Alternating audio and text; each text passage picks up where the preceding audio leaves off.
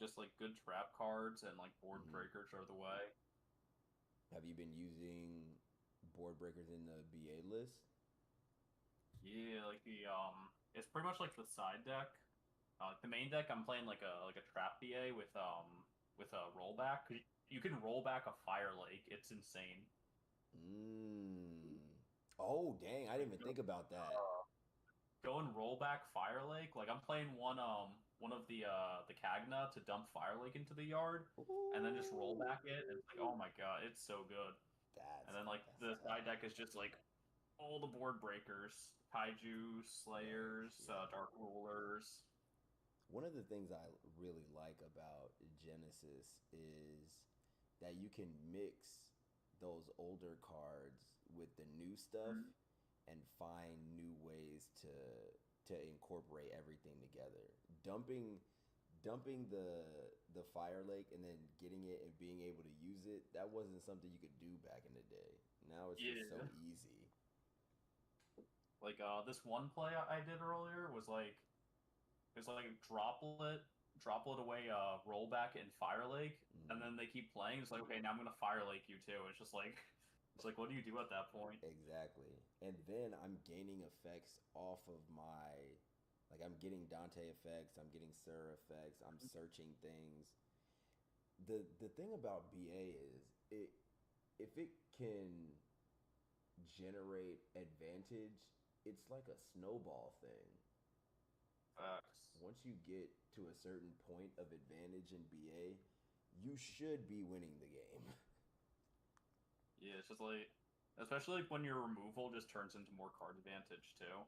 When I'm playing like Exactly. Wing Blast, where it's Hmm. like you can like pitch Rhino Warrior, dump Farfa, banish something else, and it's just like bro, Farfa is you're not so coming back good. from that. I saw people playing triple torrential tribute.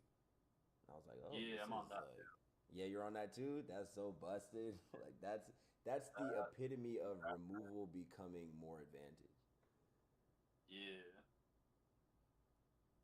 we got DJ those. We got Rubes, what up?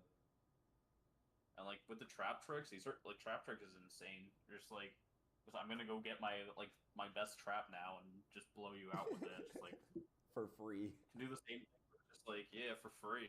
It's like can do the same thing with to set up like the rollback too, where it's just like you can go trap trick to set one transaction and then Hmm. droplet them, and now your fire like in the yard set up. It's like oh man, you just like tutor that out.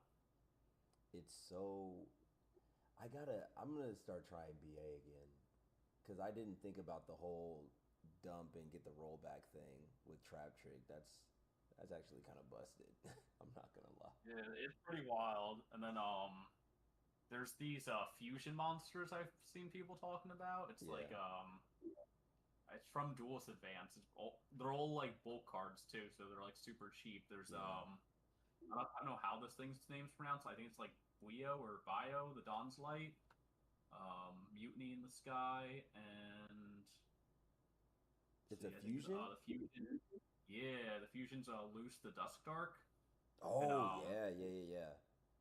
the fusion spell is literally just cycle your fiends back into your deck to Hmm. summon them. And then the best part about it is the fusion Dante is a fairy, so Mutiny in the Sky can summon the fusion Dante. Oh, it is a fairy, isn't it? Yeah. And then like if he goes to the yard, you can like sack a fiend from your hand or field to get the Yeah. fusion back, and then cycle him back into your extra deck to summon the summon loose. And it's just like, bruh. There's so much It advantage. feels like that portion of the deck feels like I'm playing Thunder Dragons, where it's just like I'm just gonna cycle my deck back together, summon a big boss monster, and if you Hmm. out it, I'm just gonna cycle that back too. And do it again. And the Mhm. ways that you can do it are so free. I forgot that the fusion Dante was a fairy because back in the day of Burning Abyss, nobody wanted to even play that card when it came out. That's another good aspect of Genesis too. A lot of the cards that really didn't get to see play back then are kind of seeing play now. I've seen so Yeah, many Vanquish Soul builds. That's all I've been seeing in Rated is all Vanquish Soul and stuff like that. yeah, I haven't seen that just yet. I've seen Mm. Like, I just did like my first three matches tonight. I played against Madolche, Cyber Dragon, and like that Onomatopoeia deck. Yeah, yep. That deck was crazy. It set up like an insane board. But I had game one, I had Droplet for them, and I think like game two, I'm not sure what did I have for them game two. I think it was like Droplet is so I good. think I just like I'm not sure if I played through and just set up like a Zeus on it. I forget. Zeus is good too. I was playing that in my Uh, uh, the Ghost Trick BA PK list. Like Zeus is just mhm. really good. Yeah, DJ every time Rude that's like a said, "Call me washed, but I miss when Yu-Gi-Oh wasn't overly convoluted. Go format, or I don't want it." I mean, I guess yo that's fair. I guess that's fair. That's one of the reasons why I play Go format. I like the well. Okay, now we're getting into podcast things. Okay, so I'll just set it up and then we'll go from there. We'll just talk about why what we think goat format is, and then we'll talk Mhm. about a little bit of your goat format experience, and then we'll go from there. Yeah, that sounds good. Okay, perfect. Yo, oh, wait, let me hit the record button. Yo, yo, what's good? YouTube, it's your boy Token Black, aka Don Zalug. I make sure everybody eats. And this is the Different Dimension Podcast. Different Dimension Podcast, episode 2. In episode 1, we talked about Genesis format. In this one, we're going to talk about mostly GOAT format. We talked about Genesis a little bit, which I'm sure it'll segue into that. But this is less of a podcast, less of an interview. You know, we're just flowing. We're just vibing. And it's not just me. We got my friend Mark. What's going on? Yo, what's going on? I found Mark through the GOAT format on Facebook. And one thing that I did see, which we'll probably do a separate video on, is he made a deck based around Cannon Soldier that is one of the most innovative ways to use Cannon Soldier that I've seen in a while. Because as we know, or as you guys might know, Cannon Soldier is used in mostly OTKs, FTKs. This build that we'll talk about is more of a control thing. So keep that in mind. You'll either see another video about it or we'll talk about it closer to the end. But we were talking about Genesis and now we're segueing right into it. So we were talking about why we play GOAT format and kind of what the differences are between GOAT and other popular formats like Edison, TCG, and now even Genesis format. I really I like GOAT because I think GOAT is resource management, and I really like the concept of I've got 5 cards or 6 cards because in code format you draw like you should. I got 6 cards, you got 6 cards. Let's see who can out resource their opponent.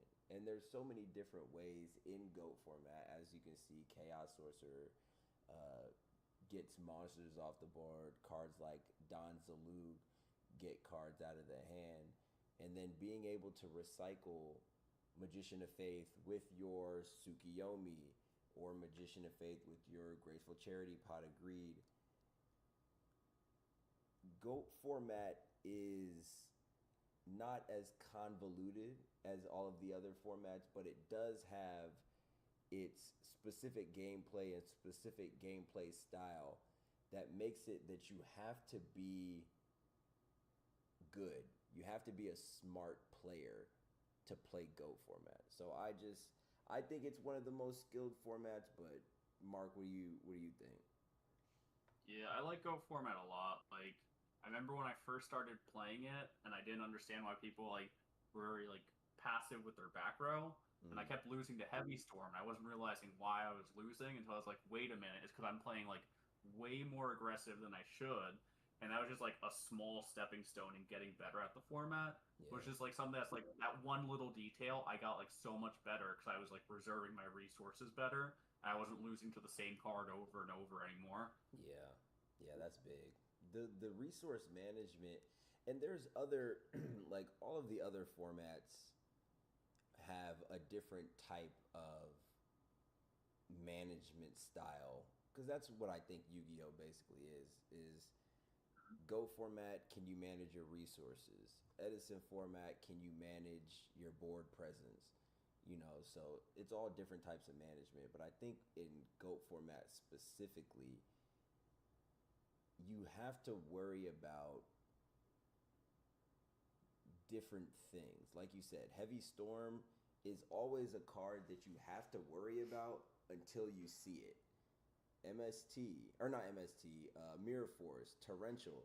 These are all cards you have to worry about until you see them. And one thing that I did back in GOAT format that I was continuously losing to was Noblemen. I would lose every time I wanted to set. I would lose to Noblemen because I'm only setting my power cards, and I do it so much that my opponent kind of knows, okay, that's a power card. He's playing Warriors with Magician of Faith. All I've seen are Blade Knights and Don's Lugs. That's got to be something I need to get rid of. And then that's when I kind of segued into starting to play more mind games, because mind games are important in Go format too. So I like the resource management of it all. But do you play any other formats right now, or is it just Go? Yeah, so right now I'm on Go Edison. I'm building for like Genesis right now. We're talking about Burning Abyss and Right. Ghost Tricks earlier. Yep. And then like I used to play Advanced. I actually stopped playing Advanced like just last December because like you could only take like get so many of like, hey man, we're one ban list away from the game being fun again. We're one set away from the game being fun again. Or it's just like, bro, I'm done waiting. Yeah. I definitely get you on that. What were you playing in advance? I pretty much always played pure Kashtira. I played Right. like Fiendsmith Kashtira near the end. Right.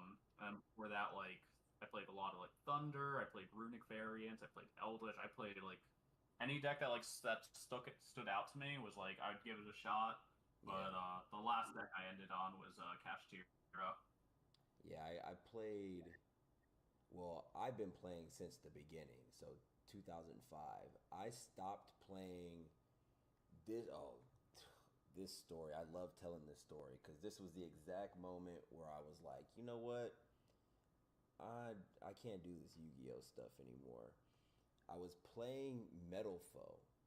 Metal Foe. I was living in Germany at the time, so I went to an event, YCS Bochum, and I did really well with Metal Foe at the time. And then I stopped playing for a little bit, came back to the States, and just went to a locals, just to see kind of what was going on.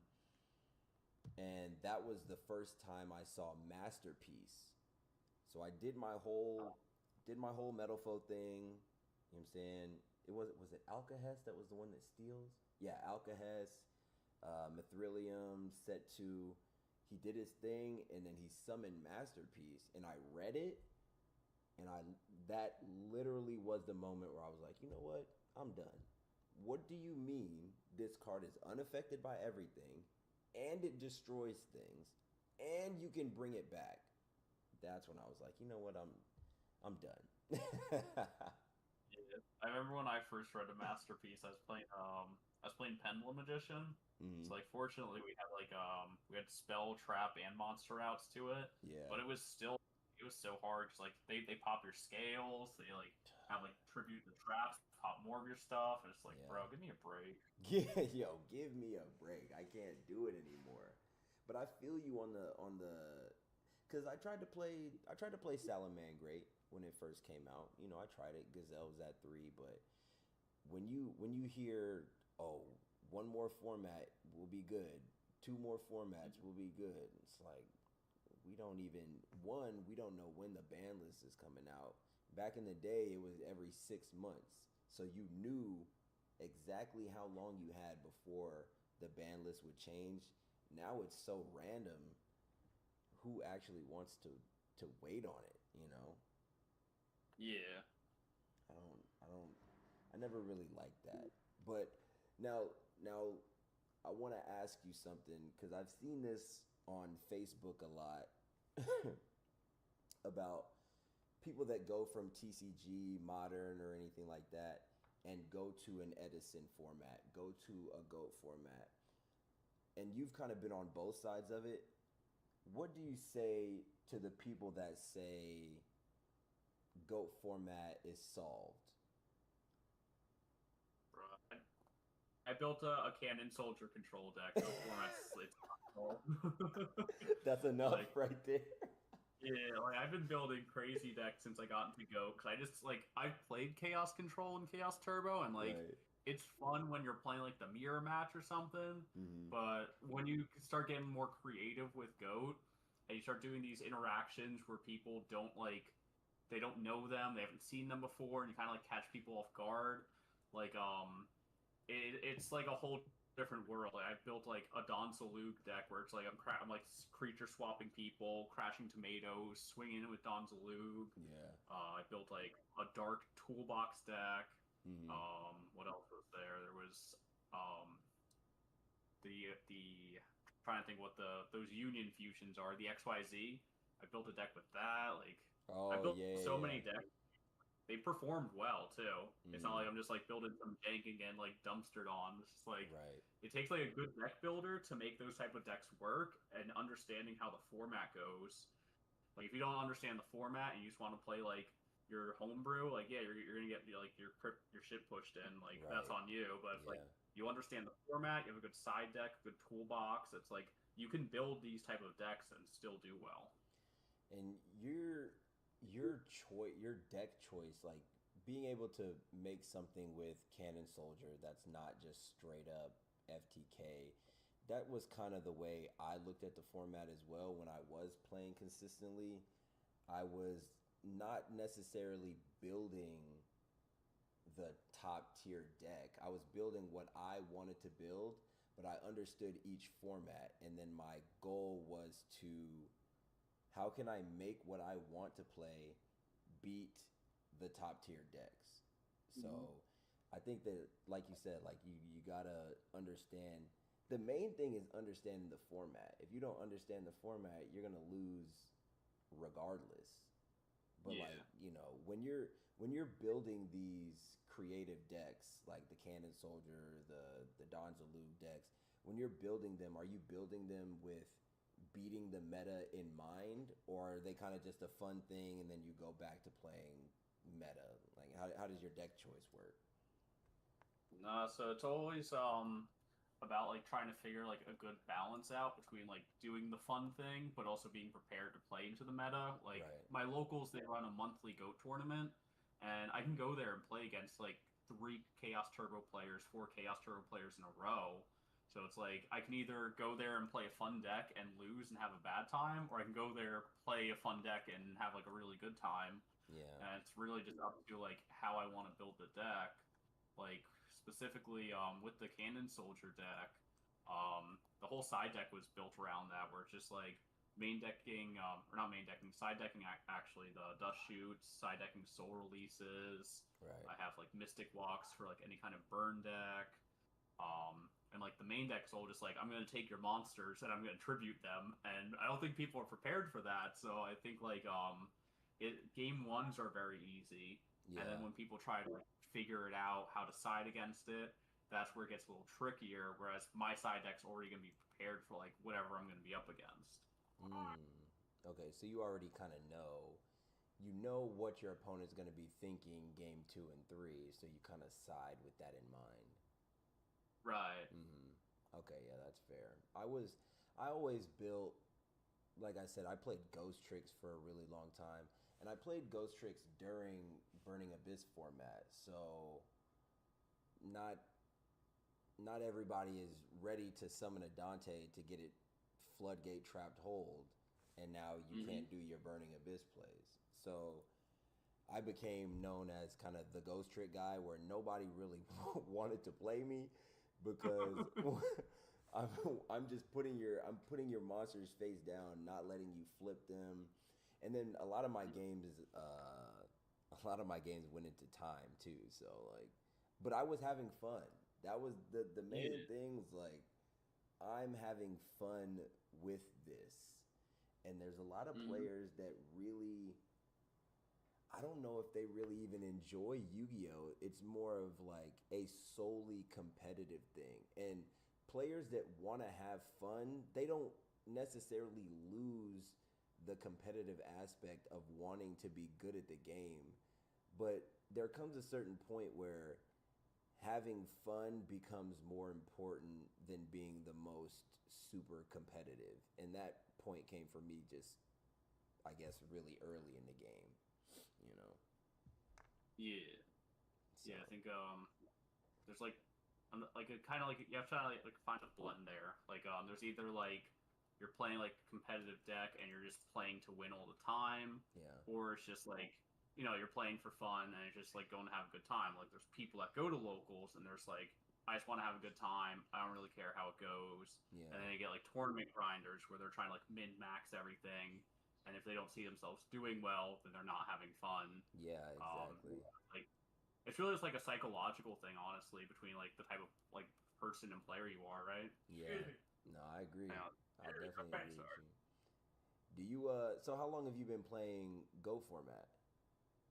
So I've been playing Go like when I was playing like 2012, Mm, whatever that current format was. I was yeah. playing that online with some friends, and we were like, let's see what this goat format's all about. So we played that online, and then I hadn't played that for a while until I want to say 2 years ago. I was at a YCS, and Yeah. what actually got me back into goat is I bought one of those gem deck boxes with like the pink goat scapegoat on it. Yeah. And I was like, man, I haven't played Goat in a while. So I started building it. I started like going to local tournaments and like in between rounds, seeing who had like Goat decks on them. And then more of us started playing Goat. And then our locals like, hey, well, let's get like a Goat tournament going. And Oh, that's then so one Goat awesome. tournament turned into like Goat and Edison. We tried Goat Edison Hat, and now we're doing Goat Edison, and we're gonna try Genesis. Yeah. So it's like just like that little interest built into like a larger community, which is really cool. That's so cool. And it's cool to have a couple friends too that are also playing Go format. So shout out to the people in the Go format community that are just around and want to be playing Go format, that, you know, don't have friends. Definitely go to your locals. There's probably somebody that either has a goat deck, or you could, at this point, you could just build a goat deck just straight up with commons and stuff like that. Mm-hmm. Mostly everything that you need is common, except for Delinquent Duo. Is that a common, or am I tripping? Yeah. I'm not sure if the Rarity Collection 4 reprinted it as like a super maybe. Yeah, I haven't been able to. The last time because the goat deck that I have now is just like, I went to locals, and one of my homies from way back in the day, like 2010, shout out Jorge, he gave me a goat deck of just cards that he had. So like, there's a cyber jar in there. There's a there's a graceful pot. He didn't have delinquent duo. There's only two great gravekeeper spies. So I just started building stuff. Um, but it was cool that there were a couple players there, and even having a deck that wasn't completely built, I still had fun just being around people that liked to play goat format. So now Mhm. it's like, now there's goat has popped off. I was around when goat popped off. I wouldn't say the first time, But the first time a retro format popped off, it was GOAT. Edison kind of came over and just kind of like Yeah, Edison's been crazy. Like I got into go back into Goat, and yeah. I was like, yeah, Goat's always been like the big retro format, and then I get people like talking about Edison. I'm like, bro, no, no, it's called Goat No, format. no, And they're no, that's calling the me wrong one. Edison. It's like, Trying to stop the wave from happening. Like, no, no, please, only Go format. It felt like Edison took over Go so quickly. So I'm that's why I'm so glad that there's still a GOAT community because a lot of the people that I hosted a tournament in 23, I believe. A lot of those players don't even play GOAT. They just quickly went over to Edison. They'll play GOAT, if people have it, but that's not their main thing. You know what I mean? I think my main thing yeah, is still. I would say my main thing is still GOAT. I like Edison, but I think I like just the resource management of GOAT a little more. yeah, definitely between the two prefer Goat. I feel like Goat lets you deck build more creatively. Like Mm, Edison has a lot of deck options, yeah, but I feel like it was so quickly like latched onto. It feels very like you're asking about like if I felt like Goat feels solved, I don't. yeah. But I feel like Edison feels very solved. Like there's Okay. like little like deck choices and changes you can make, and once in a while I think like a frog combo deck popped up a few months ago. The So like hero there's still frog things like list. yeah, where it's Yeah, like yeah, the I know what you're format talking about. can grow. It just feels like very solid. Like there's so many decks that you can play. And it's just like people win in every direction with that format to figure it out. So like Yeah. I'm sure like there's still something that can pop up here and there, but it's like it's not nearly as like open ended as I feel like Goat is. I agree with you. I think goat people like to say goat is solved because they're not. It's more of an outside looking in. Edison players look at goat, they see chaos turbo. They just feel like chaos is the only build to play, and it is a good build. It's one of the best builds, but it's not the only build that you can play. So Yeah. when people say that GOAT is solved, I'm like, how much GOAT have you played? Are you really into GOAT to even be able to say that? I don't know. I don't know. I think more like you said, more Edison. Edison is what is it? Vayu, Black Wings, and some version of Frogs. Yeah. If you're not Like playing one of those gladiators, three, ignorant. mm-hmm. And there's a couple things that'll pop up, but as far as well, I don't like to say any format is solved completely, but if you want to go to what is more solved as far as the deck building and the top decks, it's got to be more Edison. But you said something interesting. You said that chaos or not chaos that goat makes you deck or lets you deck build more freely. What do you mean by that? So I feel like you can kind of like take an idea Uh or huh. like if you find like a certain like mechanic that's interesting and you can build out a deck from there. Like Mm.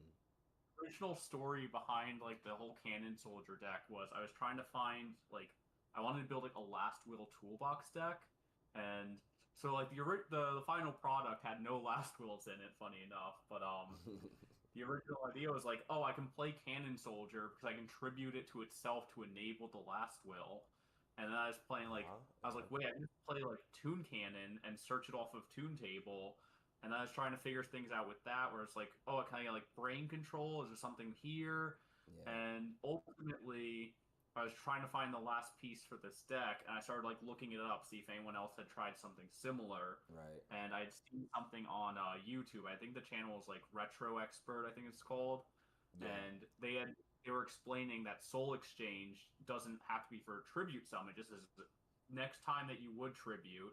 And that's when like I felt like everything just clicked into place. Like, oh, I can Yeah. use Soul Exchange Metamorphosis, I can use it with Mystic Walk, I can use it with Enemy Controller. like everything just turned Oh, you on all at the same can use it time. with metamorphosis. Mhm. Oh, that's And it's busted. like as soon as like I heard that explanation, I watched like the rest of it, and I feel like the version that I ended up with feels like a more like like proficient version of that deck idea. Right. But that little bit of like you can use Soul Exchange for this is like everything just clicked into place right then and there. Yeah. That's always a It's good just like you feeling. can Yeah, it's just like you can do that with like anything in this format. If you see like a monster where it's like this card design is interesting to me, you can just kind of like try to like see where's this branch off. Like I think the next thing I really want to try is like a Tsukiyomi like aggro control deck. See like where what can I like flip up and down. Yeah. Like going into like that like Tsukiyomi Thousand Eye like try to like turbo that out. That could be an idea. And there's so many little like bits and pieces that you can try to Yeah. build your whole deck around versus like I think the main trade-off is because Edison has so many archetypes. Archetypes are like they come like solved for you almost. Yeah. Whereas like Goat doesn't have archetypes. You kind of have to like figure it out yourself, you know? Yeah.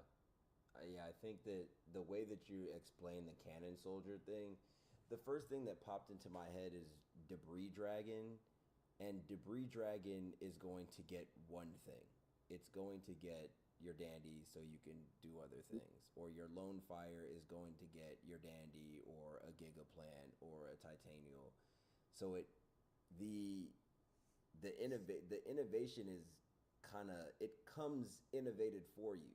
When you see this card, you do this. When you see this Yeah. card, you do this. So I always like innovative deck builds. And back in the day, I was always I always played, well, not always. My first competitive deck was windups. But until then, I was playing Rogue, whatever the Rogue build was. I was playing Mm-hmm. that with wanting to beat the meta in mind.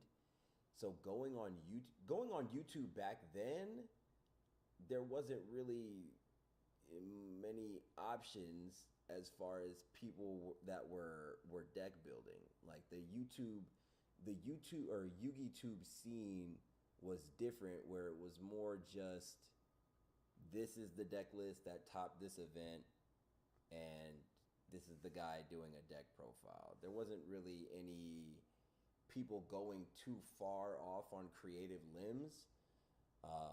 So I'm glad that people are doing that now, because you took one idea from the Cannon Soldier thing to YouTube, found one guy that explained one thing, which made everything click. So it's like that's dope that you can do that in GOAT format. I feel like Edison maybe does have some sprinkles of that, but in most cases, Yeah. your Lone Fire gets this. Your dandy is for this. You have Caius. Why would you play anything else? Kind of thing. So that's Yeah, like dope. every time that like I've wanted to build something in Edison, Mm, it's like you can look up a list really easy. Like you don't have to like dig through YouTube. You just like I was trying to find like a plant deck. I'm sure if you would like search any kind of plant deck on YouTube for Edison, you just get like a million videos. There's like three different Edison dedicated sites to have it. And it's just like yeah, well, I don't yeah. mean to talk bad about their format because I know a lot of people complain about Edison players like kind of like shit talking about their On formats. yeah, Go and Tengu and Hat and all that too. Yeah, yeah. Oh yeah. Yeah, it just but just feels like it just feels very hard to like break into the format with something new. Hmm. Like every time that like I can probably like try this, it's like this has actually already been done before a couple of times actually. It's like oh okay, Yeah. Yeah. Oh, all right then. Never mind. yeah, No, I like innovative deck building. Now for Edison, well, let's talk about Go, because I talked about resource management earlier. I think Edison is more board presence. Are there any other formats that you're playing outside of Go and Edison, or is it just those two? And Genesis, of course. We'll talk about that in a second, actually. yeah. I played a little bit of Hat. We did like a couple Hat monthlies at my Yeah, locals, yeah. and then the scene kind of died off. I think like people were kind of trying to push it to sell like their maxis and stuff, honestly.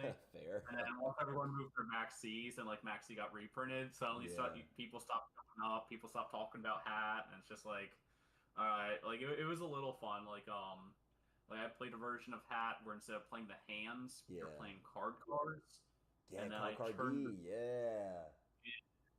and then I went from the card cars to playing emergency teleports. That way, I give Yep. like the deck like more of like a push to it, so I can like Mm. summon out tuners, make like big synchros, and it still felt like that control deck that Hat is. It just has like a more aggressive like play line to it at the same time. Yeah, that's kind of how our hat scene is. Our hat scene is the lowest of the three Go Edison, but people still enjoy it. You know, one of my homies brought a hat deck. We played Sylvans versus, oh man, what is the artifacts? The Yeah. hat, the hand artifact trap. I was playing that build, and my friend was playing Sylvans, and he just shit on me. I couldn't get anything going. I had all my I set everything, but I had the sanctum, but I didn't actually know what to do with it because I was playing all go format. So I'm like, okay, I set 5. Now do I just lose? Like, what do I actually do from here? But I'm Yeah. gonna try to start getting in a hat.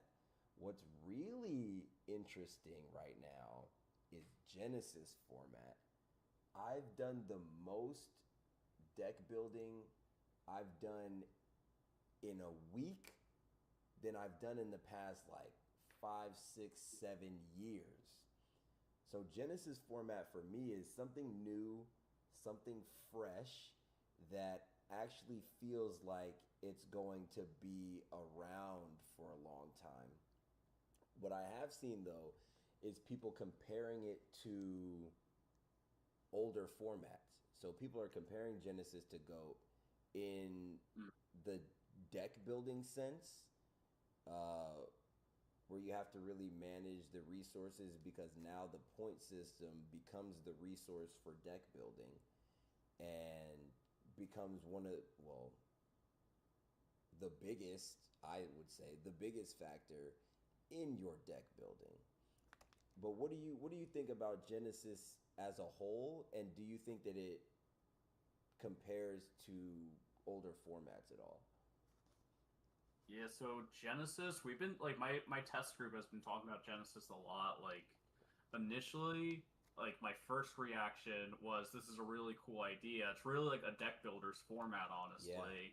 Hmm. And then like the more like it evolved, the more I realized it's really the decks that aren't affected by the point system. Like you see like Punk, Vanquish Souls. Yeah. I've seen like Modolce pop off, and it was just like, wait a minute, it's just these decks aren't affected by the point system, whereas all the other decks that have like points all over their cards is like so much worse. Yeah. So it just feels like the more I thought about it, the more it feels like the format is kind of dictated by who has the least amount of points on their engine, so that way they can play like the best non-engine cards. Mm. And I was told like one of my friends told me it's like, well, the decks that have less points are going to be like lower power decks, so they get to play the higher quality cards. Was like, but not really, right? Because you can play these types of decks still. You have Mm. better card quality. You have your entire engine at accessible, so it doesn't matter. Like if you bring like, let's say like I like Kashtira, it's like you have 30 on Fenrir, 30 Unicorn, 30 on the field spell. Yeah. It's like if you try to put that deck together, no matter what you play against, you're getting your shit pushed in. If like the other deck has like you play against like Punk, like it's over. Yeah, and they have their they whole got full engine. hand trap, You got a neutered full engine. engine. Mm-hmm. Meanwhile, it's like, man, I hope I get to see my one Fenrir this game. Yeah, I hope I draw into it or something. That's Yeah. a I like that concept. I like it is a deck builders format. There's not really anything that, and I said this before last week. It's like it can't be compared really, other than like you might see some old cards or the factor of resource management, because the say this? The resources that you have available to you are based on the point system, but there's not anything that I can't just copy a list and start playing it Mm-hmm. and just go from there. I can't net deck a list and start playing it and truly understand what the deck is supposed to do. Because even if I have all of one engine, the cards that one person is going to want to play as their non-engine cards are going to be different than that of another person. So if I have 60 extra points, do I want to play just 2 Pot of Greed? Do I want to spread those out with hand traps, things like that? So I agree with you in the fact that it is a deck builder's format. You really have to think about what you want to do with those extra points if you have them. And not only that, there's going to be a meta. I want, when I talk about Genesis, I want people to understand that you can't just go in here and you can play your favorite deck. There's nothing stopping you from playing your favorite deck. But Punk exists at pretty much full power. Dragon Rulers, not necessarily full power. Vanquish Soul, and like you said, Madolche, Burning Abyss. Like, you can play your favorite deck, but there will be a meta and you have to be prepared for it. For sure. It just feels like the format's meta is dictated by that like point system, Yeah. which like it's kind of frustrating. Like I said, like Cash Tier, where it's like I can't play my favorite decks. If I do, it's just gonna get stomped. Right. And then there's decks out there where it's like they just have like no restraints on them. So it's just like I wonder how like that plays into the meta. Whereas like sure, like the best decks of like old tier elements where it's like 50 points on every card. Like Right. that's understandable. Right. Yeah. But like even Eldritch, where it's like that deck hasn't been playable in a long time. It's one of the best decks in the format by like virtue of there's not a whole lot of points on it. Right. So you have a lot of extra space to do. You can play board breakers, hand traps, better non-engine cards. It's like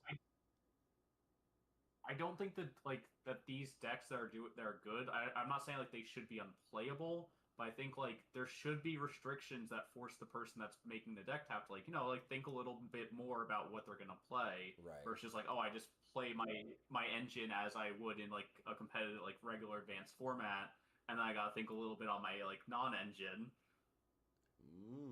That's a good point. That's a good point. Now, what do you think? What do you think they're gonna do with the point system?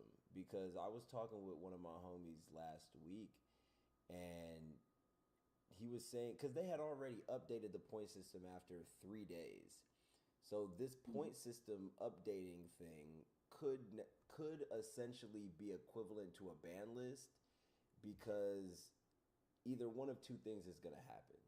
They're gonna let the point system be the point system and not change it, or the players, because I think they said they're going to start doing events, which would make sense, if they start doing YCS level events, get people really back into the game, but that's a different topic.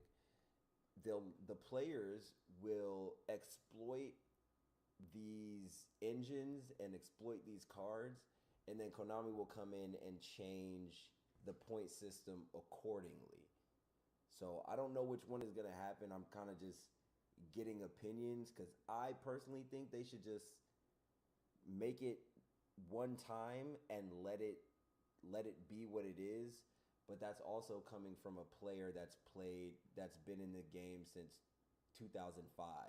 So I've seen them try to do this whole ban list, change it up every 6 months, and then it comes every 3 months. And then, so my bias is just, please don't mess with this, because you're just going to make players, you're just giving players a reason to be upset if you keep changing it.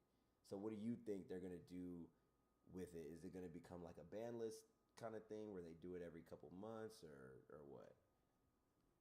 Yeah, I definitely think there's a lot of room for improvement. I Yeah. think like for the most part it's a cool and interesting start. Like I've been building Burning Abyss and it's like I put 40 points into playing Graceful Charity. It's like that's so cool. Right. Like Yeah, that you can do that. Right. and then but I think like there's definitely room for improvement on it where it's like they can see what's doing well and tinker around with the points. And I think like as long as like they're just like with a regular ban list where it's like here's the new things that got moved around. That Right. way every time like the point system comes out, you can just see like, okay, these are the cards that were changed. I don't have to like look through the whole list and figure Right. it out myself. Yeah. Um, and then the only thing is like when a new set comes out, I think like if the point system's universal, I don't know if it's universal like OCG and TCG or if it's this Hmm. just like a TCG thing. Yeah. But when a new set comes out, they gotta like have those point systems ready for the new cards. Otherwise, it's just gonna like push product for like whatever the newest set is, and that would kind of suck, you know? Yeah, yeah, and again, me being someone that's been playing since 2005, I keep saying since 2005. I can just say 20 years. So for 20 years, I've seen what they've done with ban lists, and they've been doing that what you just said, where they just make the ban list push the new set. They've been doing that forever.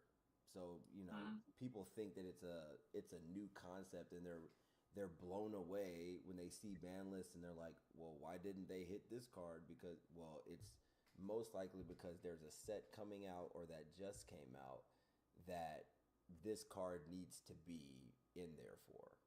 So I hope that it Right. doesn't become that. I want it. I I I don't know.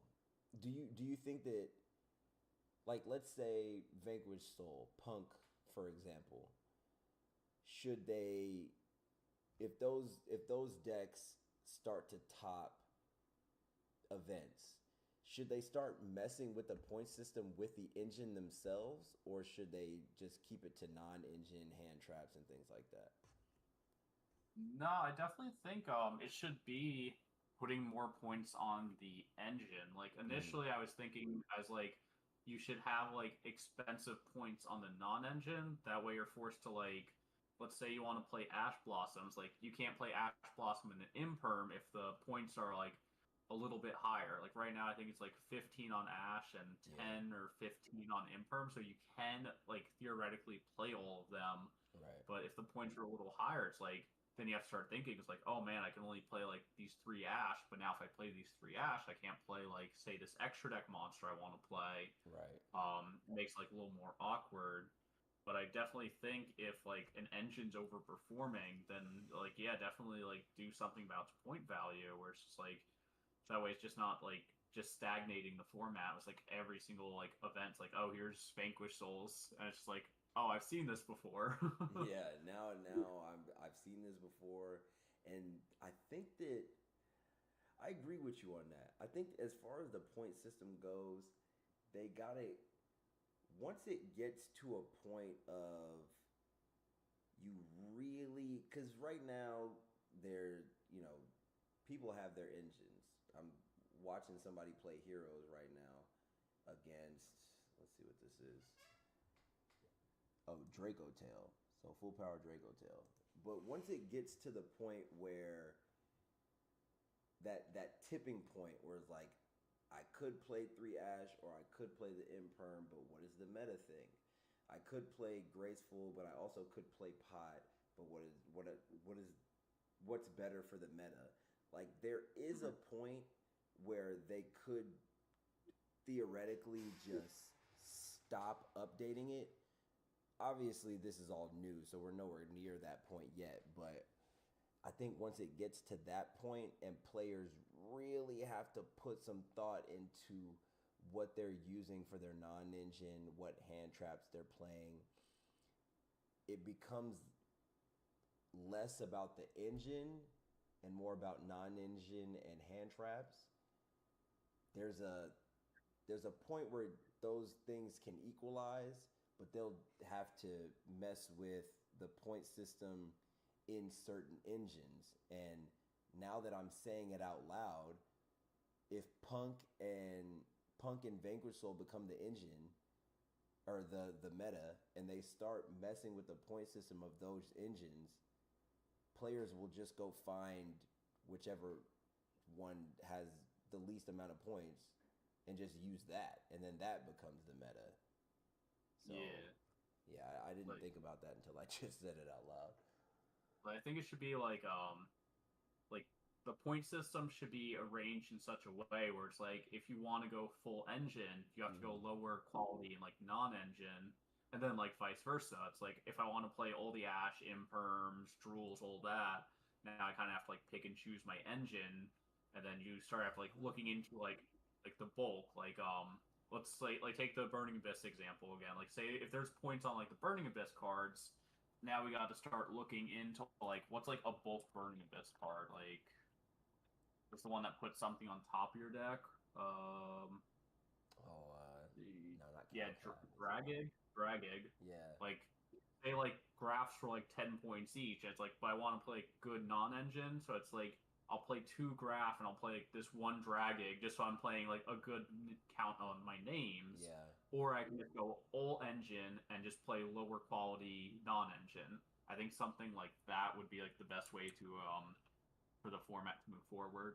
yeah. And I think they can do it. I really like the concept of this. Like I said, I've been playing the game so long, and then I quit. I've been around, but I quit with the whole masterpiece thing. This has brought some of my homies that haven't played in legit 10, 15 years are back doing deck building for this format. I'm on Dueling Book. I was sick when the Genesis got announced, and then the day that it was on Dueling Book, I was sick, so I was at home, and I was deck building literally that whole day. And at the end of the day, I was like, did I just sit on Dueling Book for 12 hours? I haven't done that in so long. So I think that's a fresh, a fresh set of eyes, a fresh perspective on the tournament or on the format and where it's at right now. I really like it. Yeah, definitely. Like it took me a long time to find a deck I wanted to play because Mm-hmm. like my initial reaction was like, okay, cool, I'll go back to Cash Tier, and it's like I mentioned, like 30, 30, 30. So I'm like, okay, let me try something that I haven't played in a while. Try Right. Rescue Ace, and like the quick play spell, like the best one I think is like an emergency teleport effectively. There's Yeah. 30s on that, and then like some of the monsters are like a couple points each, so it kind of like makes it awkward. And I was like, okay, we'll go back to one of my classics, Thunder Dragons. So it's like Colossus is 67 points, so it's just like Damn. I don't know about that one.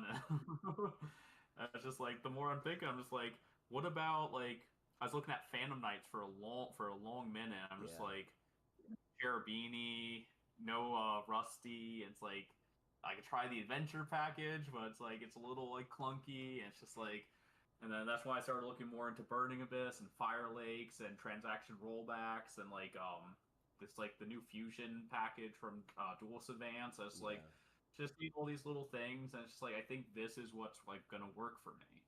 Yeah. But like it took a long time of like looking back and forth at the point list, looking at like staple cards, like the cards I want to play. Like I definitely gave those other decks a shot where I did like some test hands. I was like, this just isn't working. Yeah. I was getting like really frustrated. But after a couple days of just going through a couple decks, that's when it's just like I landed on Burning Abyss. I'm like, I think I finally found something that's gonna work for me, and kind of like built it out from there. That goes right into what you said. It's a deck builders format. Cause I did, and shout out to the people. Shout out to the people who played something back in the day that was super rogue, and they were able to play their whole engine full power with no restrictions. Because a lot of people that played those road decks, they never got that chance. They never got that chance to play their deck in full power. I looked at Inzectors for a little bit.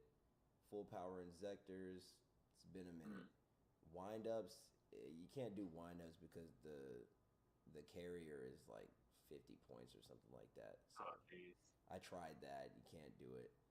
But, Mm. shout out to the people that played those decks and didn't have to go through a whole bunch of different things.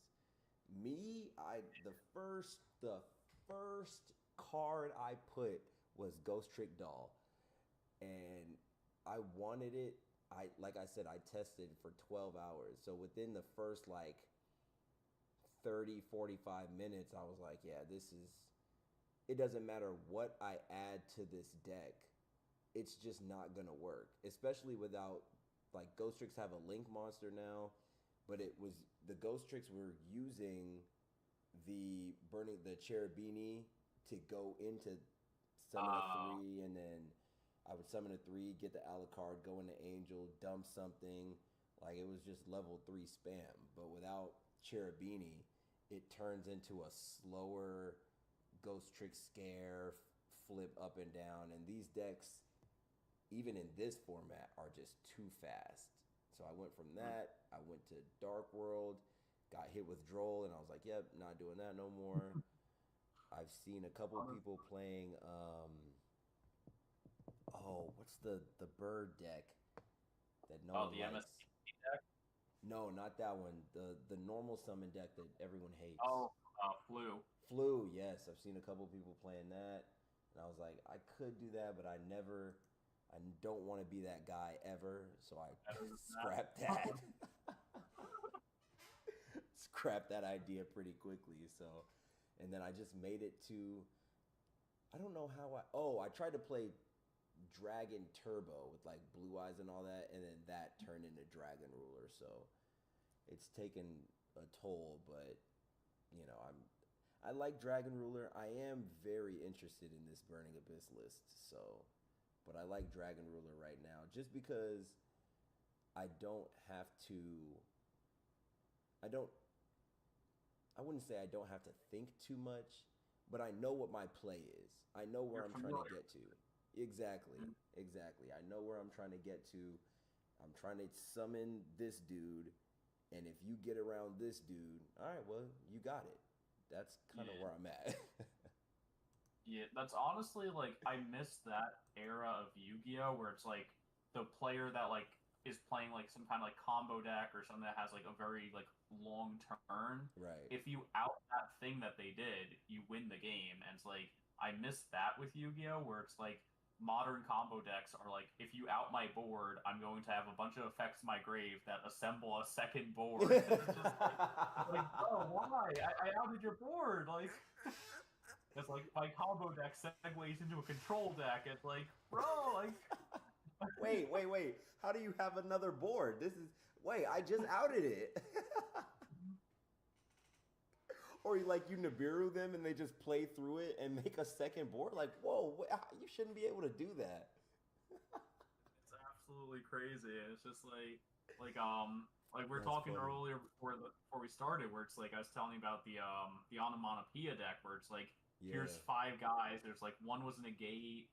It was like I forget the number. It's like number 20, I think. It's like a mandatory detached negate. Yeah.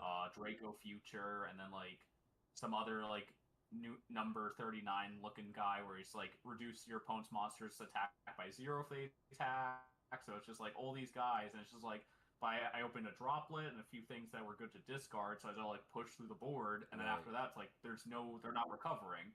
It's like that's honestly what I miss about like combo decks. Like I'm not a fan of combo decks, right, but I miss that like if I can push through their board, I can win the game. Not just like I have to push through their board, and I have to push through their board, and then I have to push through their board. Like, bro, you have to be able to do all of that in one turn. Because if I get another turn, I'm just gonna make a better board.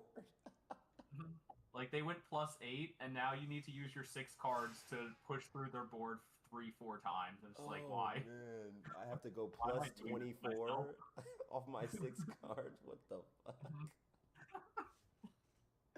That is a good point, man. I've never thought about that concept of like, okay, here's combo deck.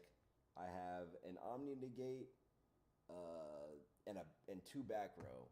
If you out this, cause back in the day, you could out it and then maybe put your own Omni Negate up, and that was enough.